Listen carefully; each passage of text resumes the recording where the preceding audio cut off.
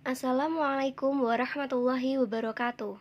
Kami dari kelompok pertama yang beranggota saya Lisa Belanevitasari dengan NIM 195221171, Yana Fakrul Sausan 195221086, dan Widya Ayuvianti 195221314. Kami akan menayangkan hasil presentasi yang telah kami buat dengan tema macam-macam lembaga keuangan syariah dan perkembangannya. Pada bab ini, kami akan membahas pengertian lembaga keuangan syariah, macam-macam lembaga keuangan syariah dan perkembangannya, dan juga peran dan fungsi lembaga keuangan syariah. Satu persatu, yang pertama lembaga keuangan syariah bank, yaitu bank umum atau perbankan syariah. Pengertiannya yaitu banknya ini menjalankan kegiatan usaha berdasarkan prinsip syariah yang sesuai dengan fatwa Majelis Ulama Indonesia. Bank syariah ini mempunyai prinsip keadilan dan keseimbangan, kemaslahatan, universalisme, tidak mengandung unsur gharar, maisir, riba, dan objek haram yang lainnya.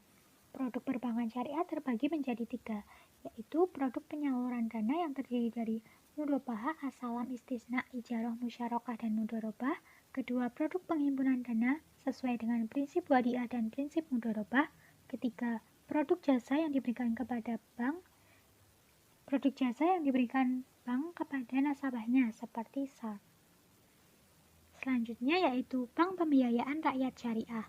Bank pembiayaan rakyat syariah merupakan suatu lembaga keuangan yang menerima simpanan hanya dalam bentuk tabungan, bentuk deposito berjangka tabungan, atau bentuk lain yang dibersamakan. Secara umum, kegiatan BPR dan BPRS ini tidak jauh berbeda. Untuk BPRS, kegiatannya harus sesuai dengan prinsip syariah. Sesuai dengan Undang-Undang BPR Syariah, dalam pasal 27, yaitu kegiatan operasionalnya menghimpun dana dari masyarakat dalam bentuk simpanan. Misalnya, tabungan yang berdasarkan prinsip wadiah dan mudharabah, deposito berjangka berdasarkan prinsip mudharabah, dan bentuk lain yang menggunakan prinsip wadiah dan mudharabah.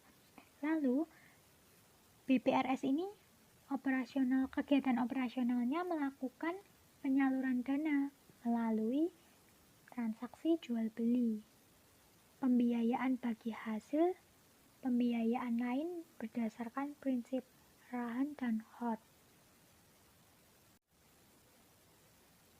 Berikutnya yaitu lembaga keuangan syariah non-bank. Yang pertama ada Bait al-Mal wa al-Tanwil atau koperasi atau BMT. BMT ini kegiatannya mengembangkan usaha produktif dan investasi dalam meningkatkan kualitas kegiatan ekonomi pengusaha menengah ke bawah, serta mendorong kegiatan menabung dan menunjang pembiayaan untuk kegiatan ekonominya. BMT sendiri mempunyai fungsi yaitu menghimpun dan menyalurkan dana kepada masyarakat, lalu menciptakan dan memberi likuiditas sebagai sumber pendapatan bagi para pegawainya, memberi informasi mengenai risiko keuntungan dan peluang yang ada pada BMT tersebut, lalu menjadi perantara keuangan antara sohibul mal dengan mudorib. Nah, menjadi perantara keuangan ini tentang kegiatan dana sosial seperti zakat, infak, sedekah, wakaf, dan hibah. BMT prinsip operasionalnya didasarkan pada prinsip bagi hasil, jual beli, ijarah, dan titipan atau wadiah. Mengenai perkembangan BMT di Indonesia, ini awalnya berasal dari berdirinya Bank Muamalat Indonesia pada tahun 1992. Di sini kegiatan operasionalnya juga berlandaskan nilai-nilai syariah. Karena BMI ini kurang menjangkau usaha masyarakat kecil maupun menengah, maka terbentuklah Bank Pembiayaan Rakyat Syariah. Nah, Bank Pembiayaan rakyat syariah dan PMT ini bertujuan untuk mengatasi hambatan operasionalisasi di daerah-daerah. Pengembangan PMT ini merupakan hasil prakarsa dari Pusat Inkubasi Bisnis Usaha Kecil dan Menengah atau PINBUK yang merupakan badan pekerja yang dibentuk oleh Yayasan Inkubasi Usaha Kecil dan Menengah YINBUK.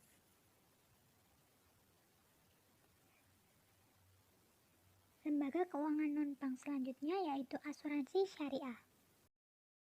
Takaful atau asuransi syariah merupakan suatu usaha saling melindungi dan tolong-menolong di antara sejumlah orang maupun pihak dengan melalui investasi dalam bentuk aset atau tabaru.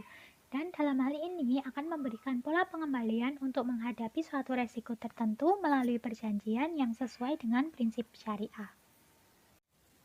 Asuransi syariah sendiri didasari oleh prinsip saling tolong-menolong dan melindungi di antara para peserta dengan melalui kontribusi ke dana tabaru, yaitu kumpulan dana kebajikan dari uang kontribusi para peserta asuransi syariah.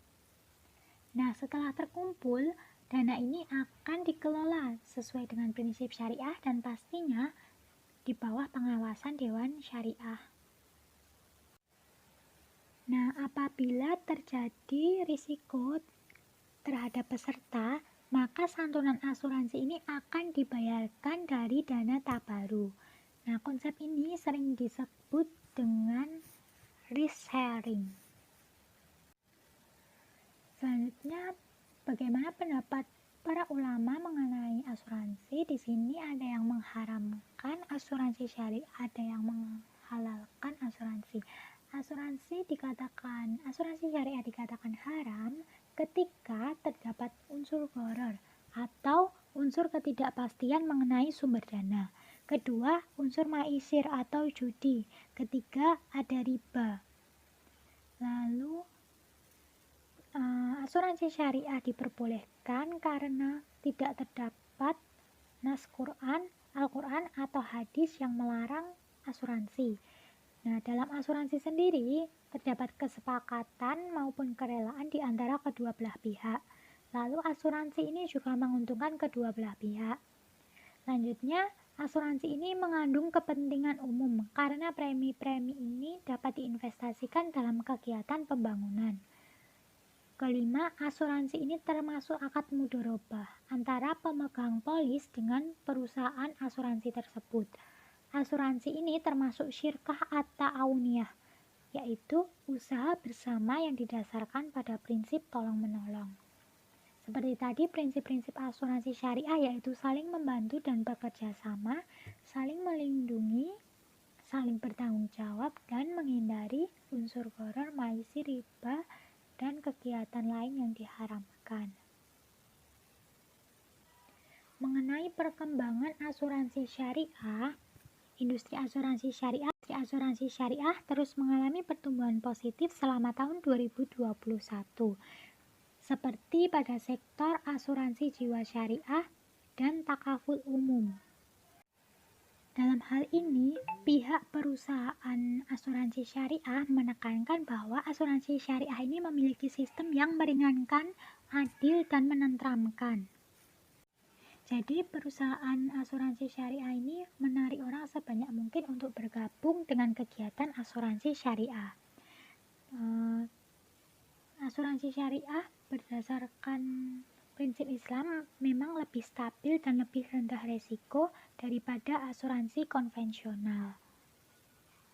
Maka dalam hal ini terjadi peningkatan dalam bisnis asuransi syariah dari tahun ke tahun mengalami perkembangan. Selanjutnya, kita akan membahas reksadana syariah. Sebelumnya, apa itu reksadana? Reksadana merupakan wadah untuk menghimpun dana dari masyarakat pemodal yang selanjutnya akan diinvestasikan dalam portofolio efek oleh manajer investasi, yaitu sebuah dana yang diinvestasikan oleh manajer investasi. Nah, manajer investasi itu sendiri apa sih? Manajer investasi merupakan pihak perusahaan atau perorangan yang telah mendapatkan izin usaha dari OJK untuk melakukan kegiatan usaha manajer investasi. Antara lain, yaitu memiliki kewenangan untuk mengelola aset investasi. Nah, kan sudah tahu reksadana itu apa? Sekarang, reksadana syariah adalah sarana investasi campuran yang menggabungkan saham dan obligasi syariah dalam suatu produk yang dikelola oleh manajer investasi. Selanjutnya, kita akan membahas perkembangan reksadana.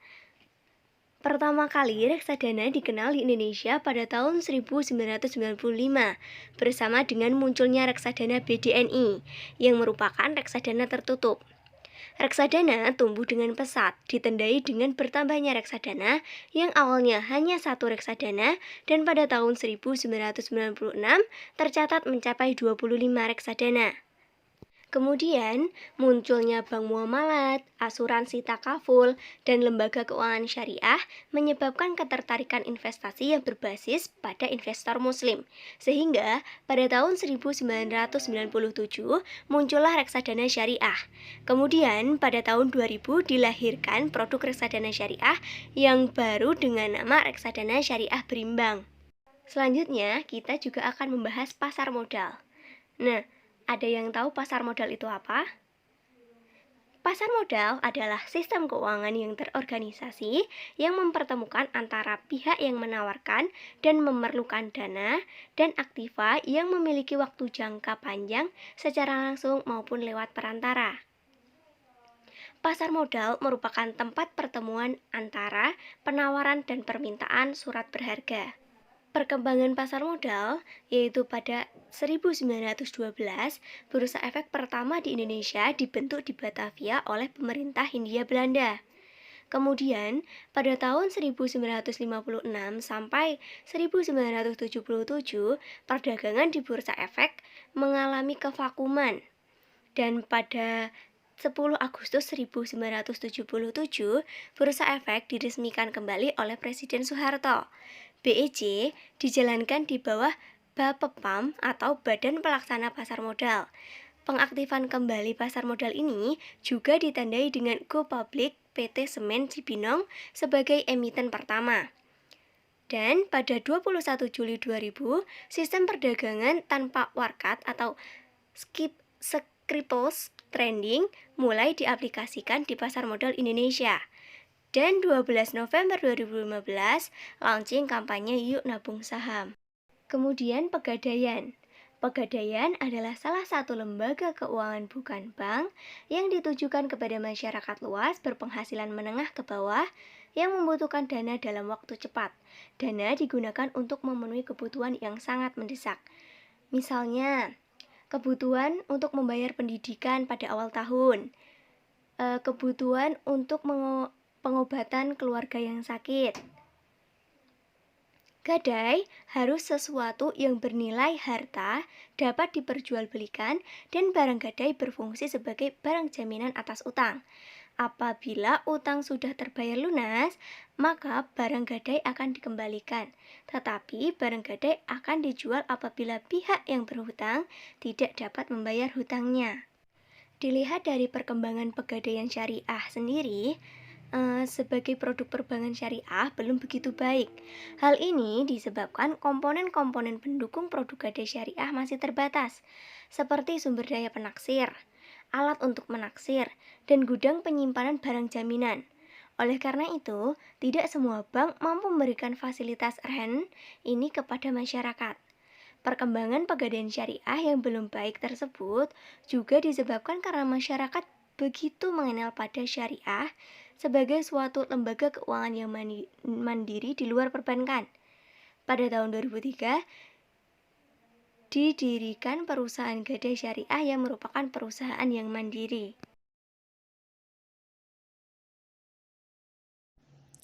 Lembaga zakat, infak, sedekah, dan wakaf atau biasa disebut ZISWAF. ZISWAF ini merupakan instrumen distribusi kekayaan dalam sistem ekonomi Islam. ZISWAF ini memiliki dua makna. Yang pertama, usaha menjalankan perintah Tuhan Yang Maha Esa, dan yang kedua, usaha menunaikan tanggung jawab sosial. Sebelum membahas lebih mendalam, perlu kita pahami terlebih dahulu mengenai pengertian zakat, infak, sedekah, dan wakaf. Pengertian zakat sendiri secara harfiah mempunyai makna persucian, pertumbuhan, dan berkah. Menurut istilah, zakat berarti kewajiban seseorang muslim untuk mengeluarkan nilai bersih dari kekayaan yang tidak melebihi 1 nisab, diberikan kepada mustahik dengan beberapa syarat yang telah ditentukan. Kemudian pengoptimalisasi zakat. Dalam sejarahnya, sebelum masa kemerdekaan hingga tahun 1980, zakat belum mampu menciptakan kesejahteraan umat Islam di Indonesia. Baru pada tahun 1990-an, pengelolaan zakat dimulai secara profesional. Hal ini ditandai dengan berdirinya Yayasan Dana Sosial Al-Falah pada tahun 1987, Dompet Duafa Republika pada tahun 1993, serta Bazis atau Badan Amil Zakat Infak dan Sodakoh pemerintah pada tahun 1994. Nah, secara real, dana zakat dapat dialokasikan untuk mengatasi dampak dari pembangunan ekonomi di Indonesia, seperti utang, pengangguran, dan kemiskinan. Selanjutnya, pengertian infak. Infak merupakan ibadah sosial yang sangat utama. Kata infak mempunyai pengertian bahwa menafkahkan harta di jalan Allah tidak akan pernah berkurang harta seseorang. Justru akan semakin menambah harta. Pengertian sodakoh berarti mendermakan sesuatu kepada orang lain. Sodakoh berasal dari kata sodako yang artinya benar. Maksudnya, sedekah merupakan wujud dari ketakwaan seseorang yang membenarkan pengakuannya sebagai orang yang bertakwa melalui amal perbuatan positif kepada sesamanya. Infak dan sedekah ini tidak hanya terbatas pada pemberian saja, namun mencakup semua perbuatan kebaikan baik fisik maupun non-fisik. Sehingga hal ini memberikan peluang bagi pelaku ekonomi Islam dalam konsep infak dan sedekahnya untuk memberikan kontribusi yang lebih luas bagi terciptanya keadilan dalam perekonomian Islam.